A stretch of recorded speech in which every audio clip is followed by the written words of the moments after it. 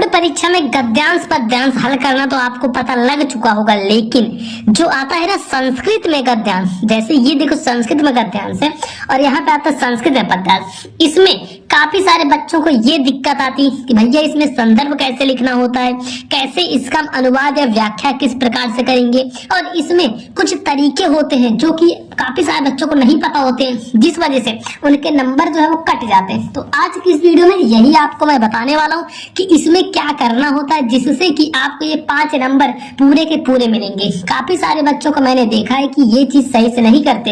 अगर ये 5 नंबर का है तो इसमें इनको 2 नंबर 3 नंबर ही मिलते हैं, लेकिन 5 में 5 नंबर कैसे पाओगे वो मैं बताऊंगा। साथ ही साथ ये जो मैं लेकर आया हूँ ये संस्कृत का गद्यांश बहुत ही ज्यादा इंपॉर्टेंट है, तो आप अगर इसको तैयार करते हो तो एक रिवीजन भी आपका हो जाएगा कि अच्छा ये इस तरीके से, तो आपका एक प्रॉपर रिवीजन हो जाएगा। चलो वीडियो को स्टार्ट करते हैं और आगे बढ़ते हैं। एक चीज आपको बता दूं, जितने ही बच्चे 2025 में अपना बोर्ड एग्जाम देने वाले चैनल को सब्सक्राइब कर लेना, ऐसी वीडियो आपको यहाँ पर डेली देखने को मिलती रहेगी। ठीक, चैनल को सब्सक्राइब करने से क्या होगा ना, मान लो एग्जाम के एक दिन पहले, एग्जाम के 2 घंटे पहले, 4 घंटे पहले मुझे कुछ ऐसे क्वेश्चंस पता लग रहे हैं जहां से मुझे पता है कि हाँ ये क्वेश्चन 90% 95% चांसेस है आने के, तो मैं आपको बता दूंगा। अगर चैनल को सब्सक्राइब किए रहोगे तो तुरंत आपको पता लग जाएगा और आप पढ़ लोगे, लेकिन अगर चैनल को सब्सक्राइब नहीं किए रहोगे तो बाद में पता लगेगा, एग्जाम जब दे दोगे तब देखोगे अच्छा यही क्वेश्चन तो आया था लेकिन हम नहीं पढ़ पाए क्योंकि हम चैनल सब्सक्राइब नहीं किए थे। तो मैं चाहता हूँ कि सभी बच्चे सब्सक्राइब करके रखो, भले ही एग्जाम के बाद अनसब्सक्राइब कर देना, कोई दिक्कत नहीं है, लेकिन आप अगर बोर्ड में 90 से 95% लाना चाहते हो तो भाई चैनल को सब्सक्राइब तो करना ही पड़ेगा। ठीक, तो सबसे पहले आपके पास ये 2 औजार होने चाहिए। पहला तो ये पेन है, काली पेन, और दूसरी है आपकी पटरी जिसको स्केल बोलते हैं। तो इससे क्या करोगे, इस साइड में एक लाइन खींच दो अच्छे से, देखो इस प्रकार से एक लाइन खींच देना है बढ़िया तरीके से। ठीक है, ऐसे एक लाइन खींच देना है। अब इतना करने के बाद फिर 1 सेकंड जो है इसको भी इस प्रकार से ऐसे कर देना है। ठीक, अब इतना करने के बाद क्या चीज आपको करनी है, ध्यान से देखो, ध्यान से देखते जाओ। यहाँ पर जो जैसे 23 नंबर क्वेश्चन है ना, काली पेन लेना है, काली पेन से, काली नीली पेन का विशेष ध्यान रखना है कि कहाँ पर काली पेन का उपयोग करना है, कहाँ पर नीली पेन का उपयोग करना है। तो इस जगह पर काली पेन से लिखना है प्रश्नोत्तर संख्या, यहाँ पे ऐसे लिखो प्रश्नोत्तर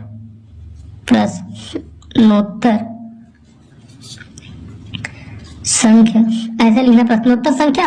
जब 23 नंबर क्वेश्चन लिख दो 23, प्रश्नोत्तर संख्या 23, आपने इतना लिख दिया। अब इतना करने के बाद नीचे एक अंडरलाइन कर दो। ठीक, ये देखो स्केल से अंडरलाइन करना है। इतना करने के बाद फिर देखो इसमें क्या रहता है, ऐसे दिया रहेगा कि दिए गए संस्कृत गद्यांश में से किसी एक का संदर्भ सहित हिंदी में अनुवाद करना।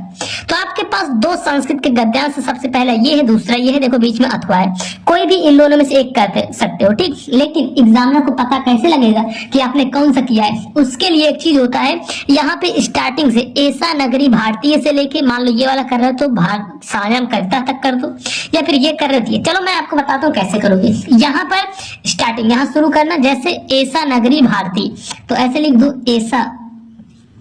ठीक है, ऐसा नगरी, ठीक, ऐसा नगरी भारतीय, ऐसा नगरी भारती।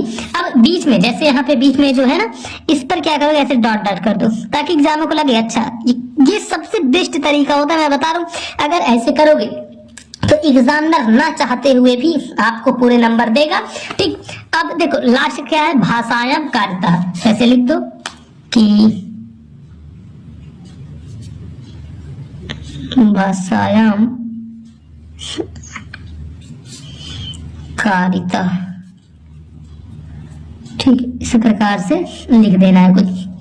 इतना करने के बाद अब आपको क्या करना है, यहाँ पे जो लिखा गया ना, देखो कि दिए गए संस्कृत गद्यांश में से किसी एक का संदर्भ सहित हिंदी में अनुवाद करना है। तो संदर्भ सहित करना है तो इसका संदर्भ लिखना पड़ेगा, और हिंदी में अनुवाद है तो अनुवाद। तो संदर्भ के लिए यहाँ पर इस जगह पर देखो, यहाँ पर डालोगे संदर्भ, हेडिंग डालना है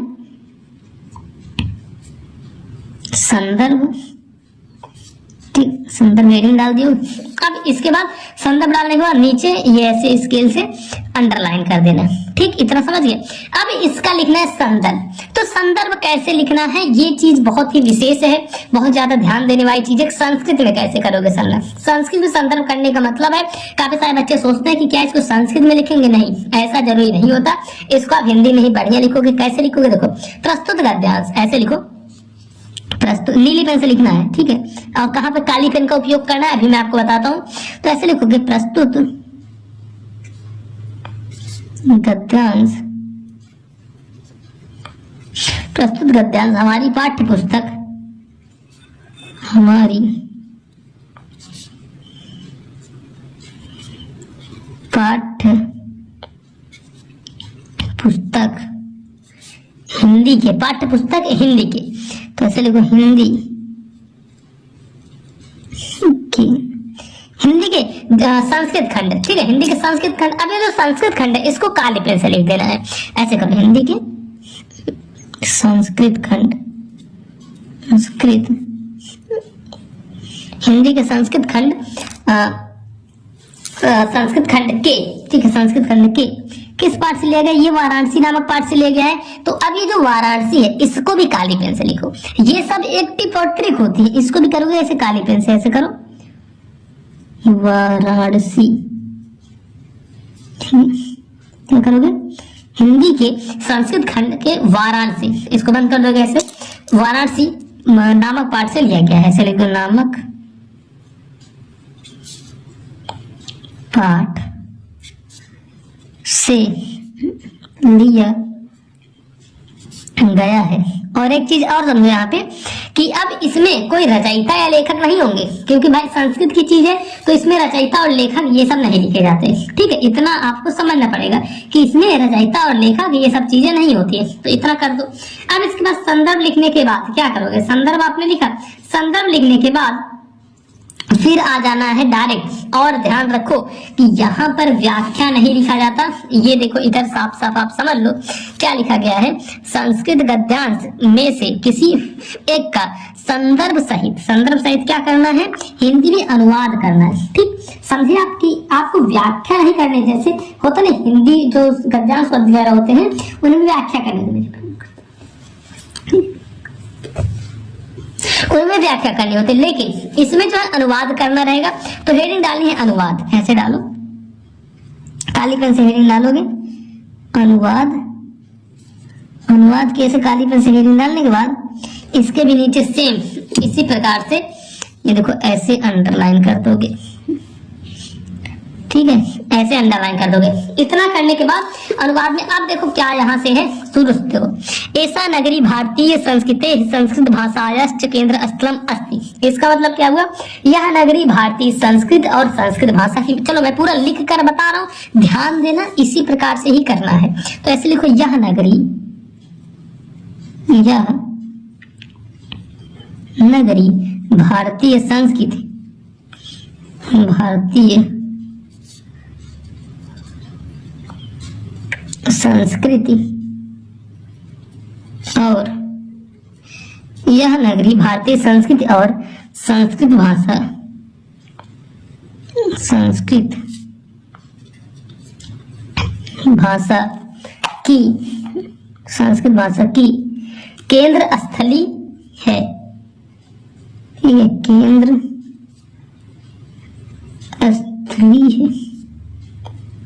यह नगरी भारतीय संस्कृत और संस्कृत भाषा की केंद्र स्थली है।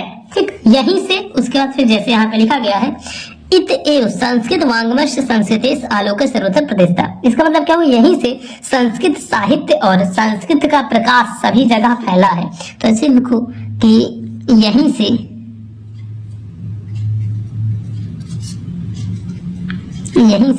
संस्कृत साहित्य, संस्कृत साहित्य, यहीं से संस्कृत साहित्य और संस्कृत साहित्य और संस्कृति का प्रकाश, संस्कृति का प्रकाश सभी जगह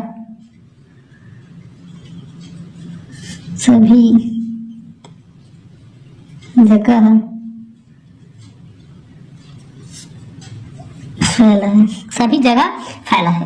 फिर उसके बाद देखो क्या यहाँ पे लिखा गया है कि मुगल युवराज दारा सिकोह अत्रागत भारतीय दर्शन शास्त्राणाम अध्ययनम अकरोत। तो इसका मतलब क्या हुआ कि युवराज दारा सिकोह ने यहाँ पर आकर, तो ऐसे लिखो युवराज दारा सिकोह, युवराज दारा सिकोह ने यहाँ आकर भारतीय, युवराज दारा सिकोह ने यहाँ आकर भारतीय दर्शन शास्त्रों का, ऐसे लिखो कि दर्शन शास्त्रों का, दर्शन शास्त्रों का अध्ययन किया। ठीक है, अध्ययन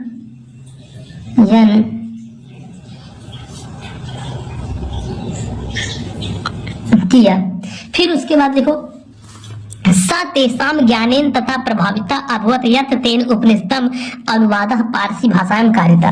बस इतना लिखना और ध्यान रखो इसी प्रकार से पूरे काली नीली पेन से जिस तरीके से मैं लिखते चल रहा हूँ ऐसे आपको भी काली नीली पेन से लिखना है। देखो दर्शन शास्त्रों का अध्ययन किया, अब इसके बाद क्या, दर्शन शास्त्रों का अध्ययन किया, फिर उसके किया, उसके बाद फिर है वह उनके ज्ञान से इतना प्रभावित हुआ था, ऐसे लिखो वह उनके ज्ञान से, वह उनके ज्ञान से इतना प्रभावित हुआ था, वह उनके ज्ञान से, वह उनके ज्ञान से इतना प्रभावित हुआ था कि उसने, ऐसे लिखो कि उसने उपनिषदों, ठीक है, उपनिषदों का अनुवाद, उपनिषदों का अनुवाद क्या किया, फारसी भाषा में कराया, ऐसे लिखो फारसी भाषा में कराया। ठीक, इस प्रकार से कुछ लिखना है। तो देखो यहाँ पे किस प्रकार से, कैसे मैंने यहाँ पे संदर्भ लिखा, अनुवाद लिखा और कितना बढ़िया ये देखने में लग रहा है। प्लस एग्जामिनर के पास अगर आपकी कॉपी इस प्रकार से जाएगी तो जरूर आपको पूरे नंबर देगा। अब देखो मेरे पास बहुत सारे बच्चों के कमेंट आते हैं कि भैया हमारा 2025 का एग्जाम आ रहा है, एकदम नजदीक आ चुका है और अगर हमको बोर्ड परीक्षा की तैयारी करनी है और हमें सिर्फ वो क्वेश्चन पढ़ने जो कि बोर्ड एग्जाम में आने हैं, तो आखिर हम कैसे करेंगे और हम वे क्वेश्चन कैसे तैयार करेंगे जो कि बोर्ड एग्जाम में आएंगे। ठीक है, तो चलो अब मैं आपको बताता हूँ कि आप वो क्वेश्चन पहले एग्जाम के दिन ही वसूल हो जाएगा, क्योंकि आप देखोगे जो कुछ बताया था वही सारे क्वेश्चन आपके बोर्ड एग्जाम में पूछे गए। तो ऐसी रहेगी चीजें। बाकी 2025 बोर्ड एग्जाम में 2025 में अगर अपना बोर्ड एग्जाम देने वाले हो तो चैनल को सब्सक्राइब कर लो, ऐसी वीडियोस आपको यहाँ पर मिलती रहेंगी।